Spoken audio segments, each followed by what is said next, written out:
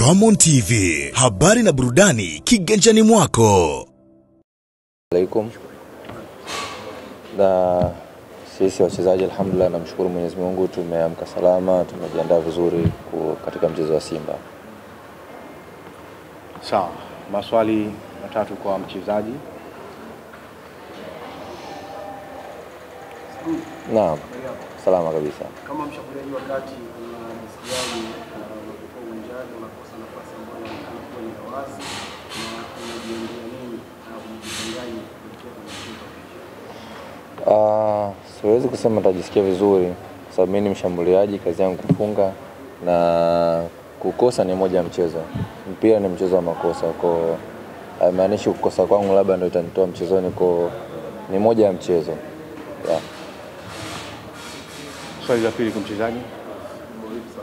Safi kabisa. Nataka nifahamu kwa niaba ya wachezaji wako ambao wamepanga kupeleka kwa mchezo. Sababu mchezo wenu mara nyingi unakuwa ni ushindani na hata ukiangalia ukielezeni timu ambazo mnafungana. Ninyi mmejiandaje kwa mchezo huo ukilinganisha hapa nyuma mlifanya Yeah, kama nilivyosema, sisi wachezaji na benchi la ufundi alhamdulillah tumejiandaa vizuri katika mchezo wa Simba, kwa tuko very positive. Yeah. Sawa, swali la tatu kwa mchezaji. Saduni ni mchezo mkubwa dhidi ya Simba Sports Club.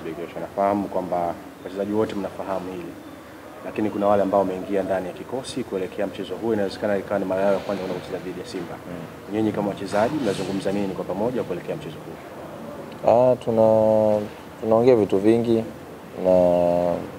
na tunaongea vitu vingi, tunahamasishana kwa sababu ni mchezo mkubwa, Simba ni timu kubwa na tunawaheshimu.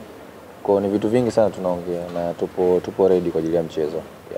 Yeah, ni mchezo ambao mnacheza ugenini, lakini ni mchezo unacheza katika mji ambao nyinyi mnatokea. Labda neno lolote kwa mashabiki wa Azam FC kuelekea mchezo wa kesho? Naomba mashabiki wa Azam wajitokeze kwa wengi, waje kutusapoti, na inshallah tunawaahidi hatutoangusha katika mchezo wa kesho inshallah. Wish you all the best. Asante sana. Asante sana. Ramon TV, habari na burudani kiganjani mwako.